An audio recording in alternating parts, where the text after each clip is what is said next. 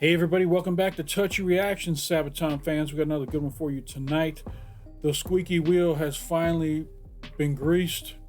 I'm finally getting around to the song Purple Heart, and there's one person out there that I'm talking to who is a huge fan of this song, Purple Heart. Shout out to Darkness Nightingale. You've been squeaking your wheel long enough. I finally put this on the list just for you so that I don't have to explain to you every month why it's not up there. So it worked. It worked. I also got to send a shout out to Elzbieta Unic, Nova, and Lionel Lyons. Shout out to you guys for requesting this back in the day. We finally got around to it. Today we're going to be watching 3 videos. I got a lyric video by Piscator. I got the Sabaton History Lesson, and then we're going to wrap it up with a live performance that was done back in Stockholm in 2006. So that's what the lineup is for tonight. Appreciate y'all tuning in. Now let's go ahead and jump into this lyric video for the song Purple Heart by Sabaton. Here we go.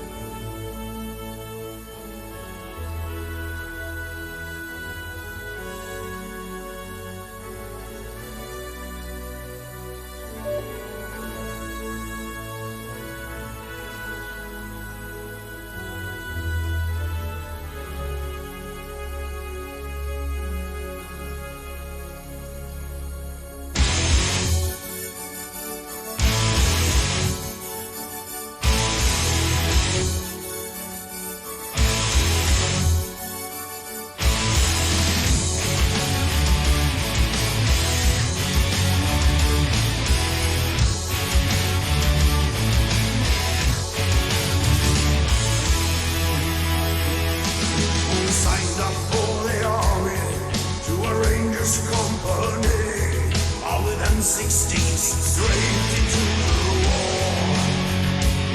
You served under the banner, letting US stars and stripes, and on moonless nights we marched for endless miles. Once we were soldiers, once we were young. We have found our peace, we see the end.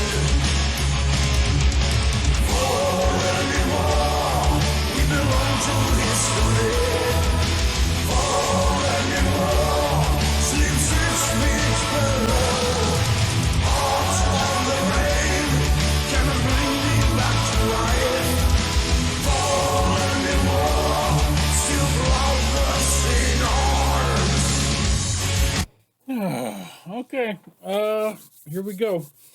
This is another one of those Sabaton songs that just hits me the wrong way because none of it rhymes. Not even an attempt was made to make it rhyme. And before you start typing, I understand that not every song has to have lyrics that rhymes, but it's just something that stands out in my ear and rubs me weird when it appears as though there was almost no effort made to make this rhyme. Obviously, the subject matter of this song is very deep. It's very patriotic. It's very somber about people dying in war, people getting injured in war, all that kind of stuff. And I appreciate that. But man, the lyrics are just too much. They're too much. I'm going to give it another verse. There's been times in the past, Sabaton's first verse, I hated it, and then the whole rest of the song, I loved it. Let's hope this is one of those times. I don't hate the first verse, but you can't sing along to it. It doesn't rhyme. The cadences are all over the place, so it is what it is. Another one of these reactions from me that's gonna get a lot of hate in the comments, so looking forward to it. Here we go. We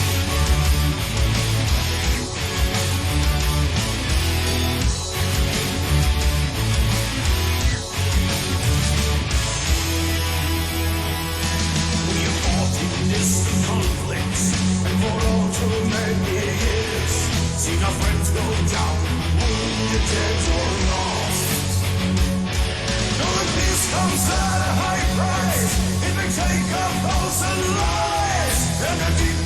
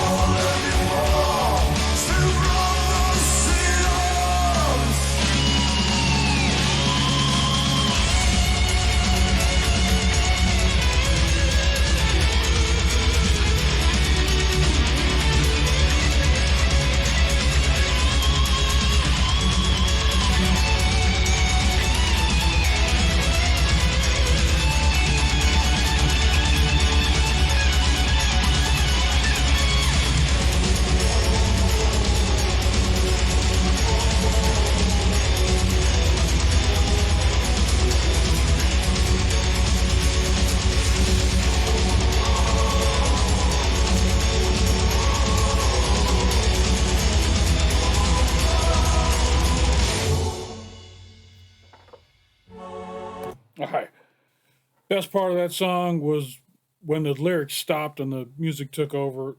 All of that was great. I'll give that a 10 out of 10. All the music, the guitar solo, the drums, all that sounds really good. But unfortunately, that second verse didn't change my opinion at all about this song.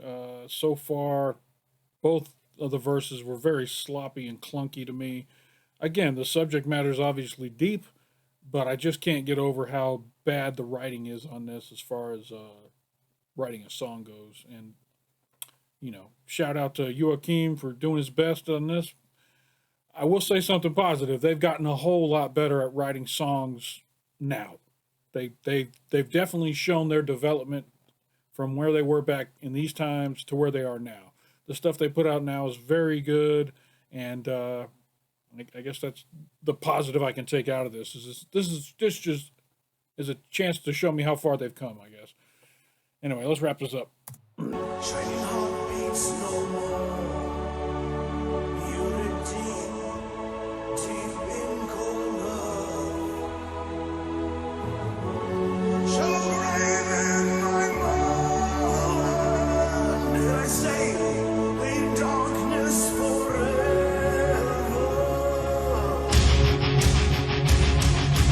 For anymore, we belong to this world. For anymore, sweet 16 love. Heart of the brave, cannot bring me back to life. For anymore, still from the sinners.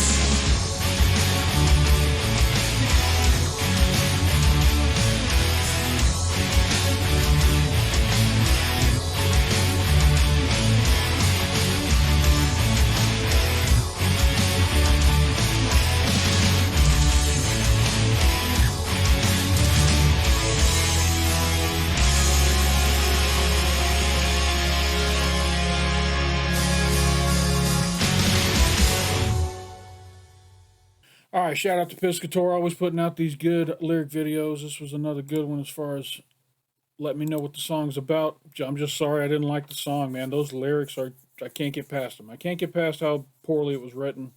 And, that I've said enough about it. Let's go ahead and jump into this Sabaton history. Obviously, this is one of the original ones back in the day. We got Purple Heart, U.S. military decoration, Sabaton history number 27. And here we go. I'm Indy Nidell, And I'm Per from Sabaton. and this is Sabaton History.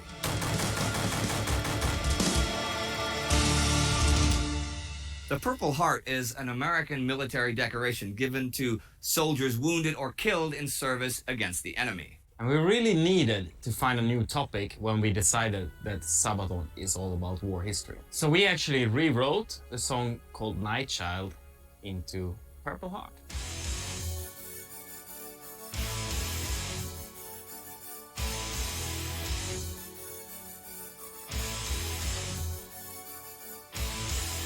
The Purple Heart is one of the most iconic, if not the most, military decorations the United States awards. These days it's awarded to those wounded or killed during their service in the U.S. military.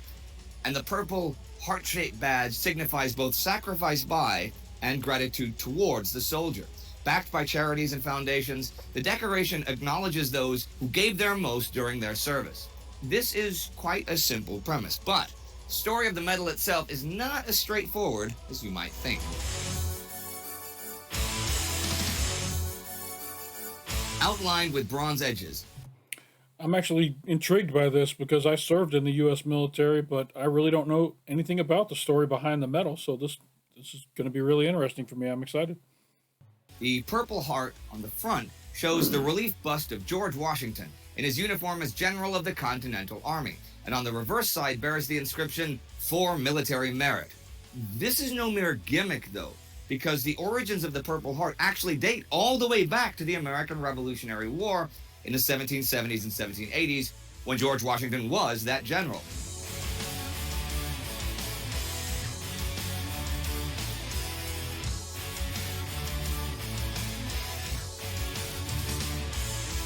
Back in those days, as the 13 soon-to-be ex-British colonies were fighting for their independence, medals and awards were still usually reserved for generals and high officers, men who won decisive battles or captured a fort or a major city during their campaigns. That a non-commissioned officer or even a common soldier would receive a medal or some sort of federal recognition was pretty much unheard of. But the War for Independence was also a war fought based on certain principles of theoretical equality. And fighting experienced and professional British redcoats was one thing, and a lot to be asked to do, but endless forced marches through swamps, storms, and winters had left the army demoralized, sick, and close to starvation. Legend has it that Washington wanted to give something back to the common men who endured all this for their cause. But the Continental Congress had little time to be bothered with such things. Eventually, in 1782, Washington officially introduced the Badge of Military Merit, a purple, heart-shaped piece of cloth outlined by a silver braid. The purple color, throughout history going back even beyond the Romans associated with royalty or nobility, was supposed to highlight the contribution of the individual soldier and would visually stand out when it was worn on his uniform. Washington wrote, "The general, ever desirous to cherish a virtuous ambition in his soldiers, as well as to foster and encourage every species of military merit, directs that, whenever any singularly meritorious action is performed, the author of it shall be permitted to wear on his facings over the left breast the figure of a heart in purple cloth or silk, edged in narrow lace or bringing. Not only instances of unusual gallantry in battle, but also extraordinary fidelity and essential service in any way shall meet with a due reward." At least 3 people were awarded the Badge of Military Merit. All of them men who had distinguished themselves by heroic deeds in service of the colonies. And all 3 of them, spy and 2 war heroes, were non-commissioned officers. In a way, it was the Medal of Honor of the American Revolutionary War. The Badge of Military Merit is officially recognized as the first American military decoration, although 2 years earlier, Continental Congress had created the Fidelity Medallion for the men involved in the capture of the British officer John Andre, who was executed as a spy. But since it had never been awarded again after that, it is officially seen as a one-time commemorative medal. However, the Purple Heart might have shared the same fate as the Fidelity Medallion, and it fell into obscurity for quite some time. From the disbanding of the Continental Army in 1783 until the American Civil War in 1861, no official federal military decorations were awarded. Of course, during the Civil War and up to the end of World War I, there were several other awards created and dedicated to heroism and sacrifice, but the Purple Heart remained nearly forgotten. Soon after the euphoria over the 1918 victory in the First World War had subsided in the States, disgruntled veterans took to the streets, and a nationwide debate about veterans' compensation and military pensions began. Already in the 1920s, American generals were talking to Congress about reinstating the Badge of Military Merit as a way of rewarding disgruntled or disillusioned veterans. But it was not until 1931, when the 200th anniversary of George Washington's birthday was around the corner, on February 22nd the following year, that none other than renowned World War I General Douglas MacArthur, who was Army Chief of Staff at the time, turned his words into action. Backed by and together with the Washington Commission of Fine Arts and the heraldry specialist Elizabeth Will, they created the modern Purple Heart. The medal, bearing the Washington family coat of arms, was not yet, however, primarily intended as a chevron for the wounded, but instead still seen as a combat decoration for those who had done great deeds under fire. MacArthur insisted that he himself be awarded the first Purple Heart for his World War I service. He had it engraved with the number 1. A little narcissistic there. I get the first one, and I wanted to say 1 on it, so everybody knows I got the first one. It's kind of funny.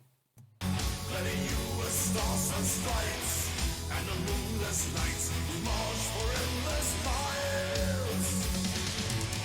December 1942, a year into America's participation in the Second World War, President Franklin D. Roosevelt authorized the award for all branches of service by executive order. He declared that the decoration would also be retroactively awarded to those men and women that had died since America's entry into the war, beginning with the attack on Pearl Harbor, December 7, 1941. Among the first recipients was a woman, Lieutenant Annie Fox, who received it for her heroic actions in keeping a field hospital running during Pearl Harbor, saving many lives. By 1944, though, the purpose of the Purple Heart had changed. With the high casualties of the war, the Purple Heart became the official decoration for those members of the armed forces wounded or killed. To be eligible for the Purple Heart, a wound had to be received by the actions of an enemy that necessitates medical treatment by a medical officer. Now, the story could end here, but the identity of the Purple Heart is still changing and unfolding. In November 1952, President Harry Truman declared that the medal should be extended to those wounded or killed since April 6, 1917, the day of the U.S. entry into the First World War. And under President John F. Kennedy, there were several propositions brought forward that would open the Purple Heart to civilians wounded while working for the armed forces. This was later gradually limited by different editions of the yearly National Defense Authorization Act, which removed most civilian claims and restricted it back to the armed forces. Kennedy, by the way, is actually the only U.S. president who was awarded the Purple Heart, that for his service in the Second World War, as the commander of a torpedo boat near the Solomon Islands. His boat came under fire from a Japanese destroyer, and Kennedy injured his back, but still dove into the water to save his badly burned crew members. During Ronald Reagan's presidency, there was a growth of international terrorism, so in 1984, it was decided that the decoration would also be awarded to soldiers wounded in a terrorist attack, or while part of a peacekeeping mission. I should point out that during this era, the lines between combatants and non-combatants, and in some cases in parts of the world, between soldiers and terrorists began to blur. Suddenly, the core principles of the Purple Heart were no longer as clear as they had been back in 1942. What defines an enemy attack? What is terrorism, and what is simply a criminal act? And what is a wound exactly? Just a clear cut from shrapnel tearing through flesh? What about psychological wounds like PTSD? Are soldiers coming home with post-traumatic stress eligible for the Purple Heart?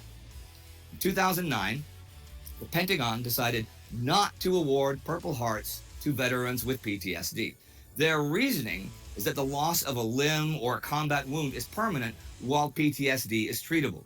Whether or not you agree, and despite all those questions, the Purple Heart has taken its place as one of the most prestigious and important decorations of the American military, ranking right behind the Bronze Star. And over the many decades, from its humble beginnings in 1782 to World War I, to the Second World War, Korea, Vietnam, Iraq, the conflicts of post 9/11 and the War on Terror, over 1.8 million Purple Hearts have been awarded. The United States celebrates Purple Heart Day on August 7th, a day to acknowledge and remember the sacrifices made by those recipients, men and women, during their service.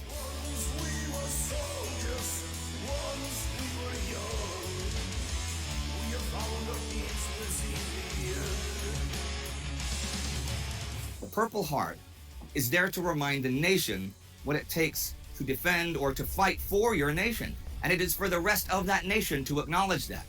Purple Heart recipients are automatically eligible for medical care and the support of veteran associations, regardless of the severity of their injuries, the length of their service, or their income.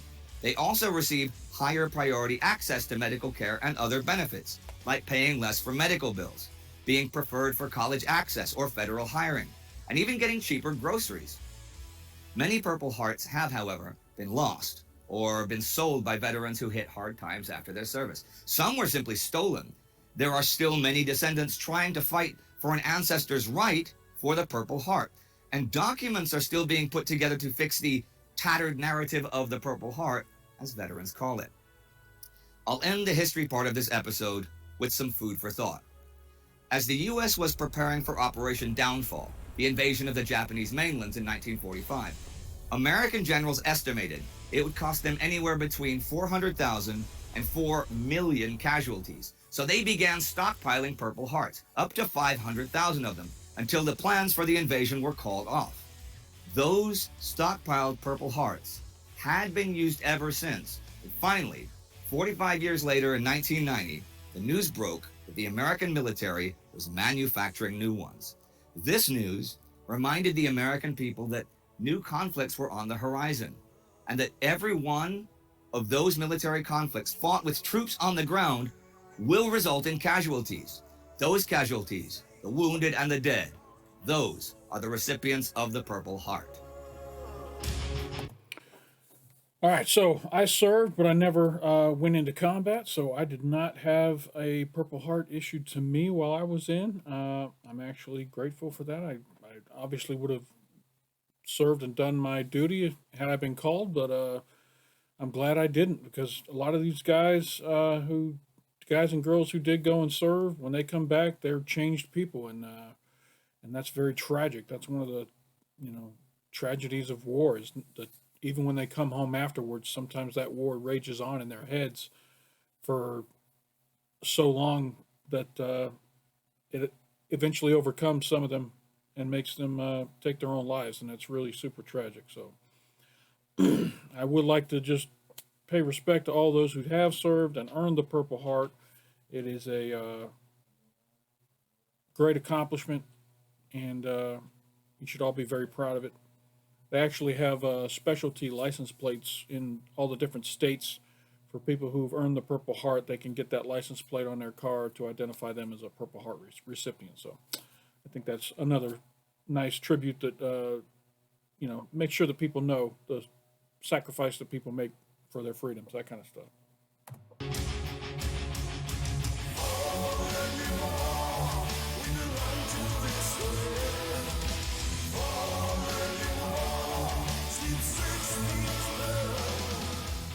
Okay, you took one of your early songs, Night Child, and you rewrote it as Purple Heart. Yeah, this is the time when Sabaton started to figure out what we are actually doing. Right.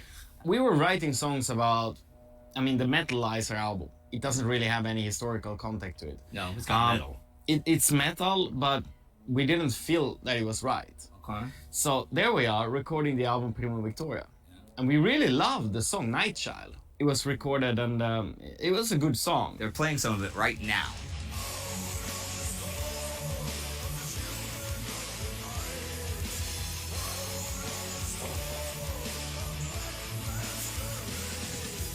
We were like, okay, we're gonna do an album completely about war. I was listening to hear if the original song actually had lyrics that made sense lyrically and that kind of stuff, but it didn't sound like it. I apologize. There's someone outside my house with a leaf blower or a weed eater or something making a bunch of noise. War history. Yeah.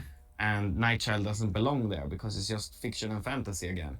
We decided, okay, let's rewrite it. To have something programmed in your mind that you have already played several times, and then you have to change it. We realized that it's tricky to rewrite something, but it was necessary. Say about it. What were people? Maybe your friends' reaction, or people that were already fans. What did they think of recycling a song? Some people were disappointed because they were like, okay, so it's an old song, we already heard it, and now you do it like this. And even when we released Night Child a long time later as a bonus, then people also got upset. Because they thought you had rewrote Purple Heart into Night Child? Oh, that's funny. Do you play it live as both, or is it only Purple Heart live? Or we have never ever performed Night Child version live. We have only rehearsed it a lot of times and recorded it in the studio, but we played it live as Purple Heart. But you haven't done that to any of your other songs, have you? Or we have not really rewritten anything else. This is a unique story for one song. Are there maybe some songs that maybe some of your earliest songs that were never released from like 1999 or 2000 that maybe demo versions of them might come back and be Sabaton hits one day? In theory, okay, so actually, no, I'm wrong here. The song that we talked about before, Saboteurs. Oh yeah, Saboteurs. This has, it was called Holy License. Yeah, so, said that. That's true.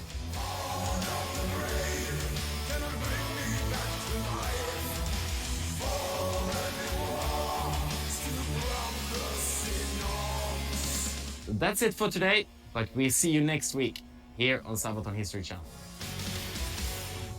Alright everybody, thanks for watching this week's episode of Sabaton History Channel. Don't forget to subscribe, become a patron, support us, and see you soon.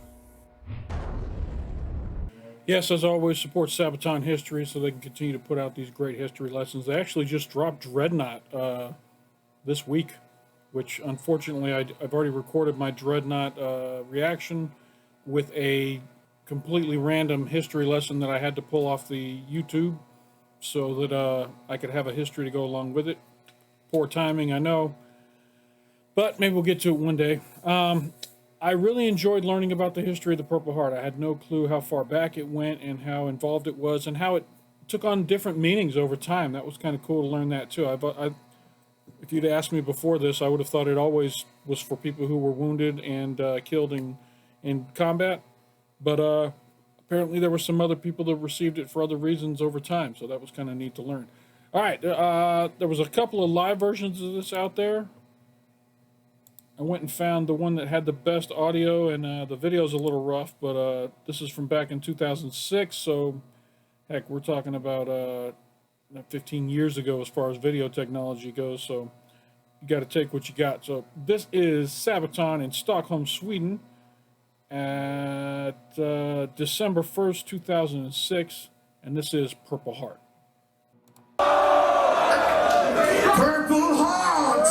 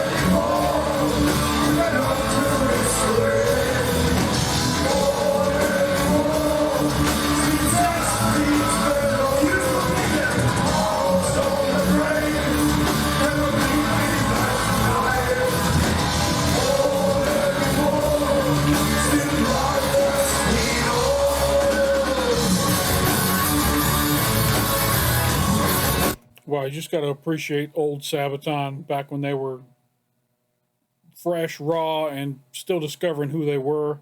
They just had such a different look, a different sound, and they were hungry. You know what I mean? They were hungry working the circuits and just making it work. You know, following the screenplay on how it's supposed to work to become a big band. So it's so cool to know how far they made it, seeing how far they've come here.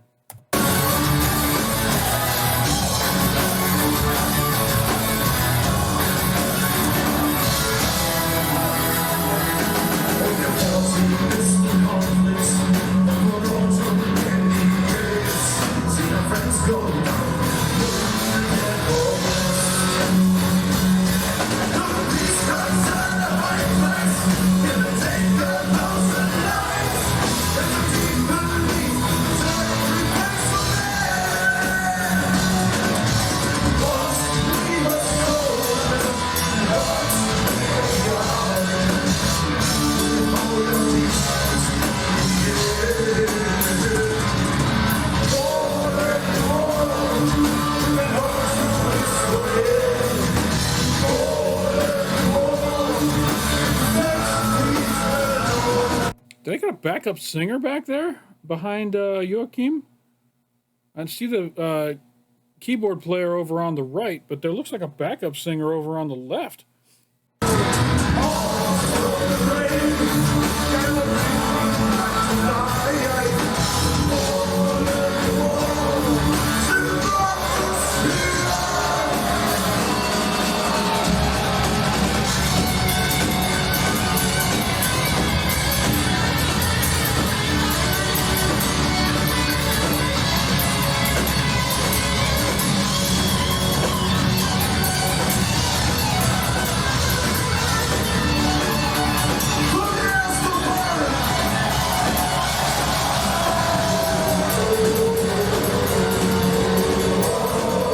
Yeah, who's this person right here?